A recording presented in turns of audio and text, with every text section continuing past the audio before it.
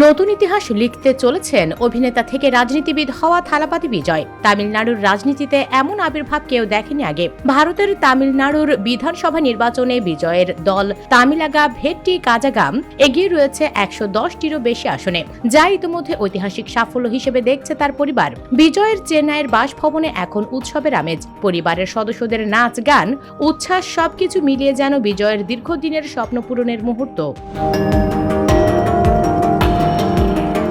বিজয়ের মা শোভা চন্দ্রশেখর আনন্দ লুকাতে পারেননি। তিনি বলেন, আমি খুবই খুশি। পাশে দাঁড়িয়ে বাবা এস.এ.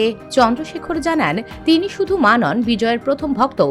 গত 30 বছর ধরে বিজয়ের মনে ছিল একটি স্বপ্ন, তামিলনাড়ুর জন্য কিছু করার। ধীরে ধীরে সেই স্বপ্ন আজ বাস্তবে রূপ নিচ্ছে।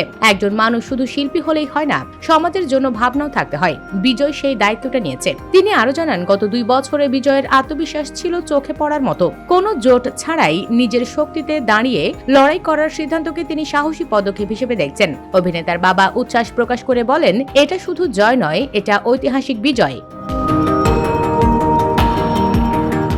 অভিনেতার পরিবার থেকে বলা হয়, বিজয়ের জনপ্রিয়তার মূল কারণ তার মানুষের সঙ্গে গড়ে তোলা সম্পর্ক।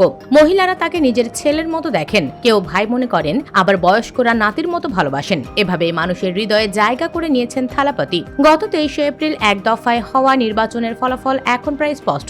118 সিটের ভেতর এরই মধ্যে 109টি সিটে এগিয়ে রয়েছে টিভিকে। সবকিছু ঠিক থাকলে তামিলনাড়ু খুব শিগগিরই পেতে পারে তাদের নতুন মুখ্যমন্ত্রী বিজয়কে। একজন তারকা থেকে নেতা, এই যাত্রায় মানুষের ভালোবাসাই হয়ে উঠেছে তার সবচেয়ে বড় শক্তি। US Bengal desk report.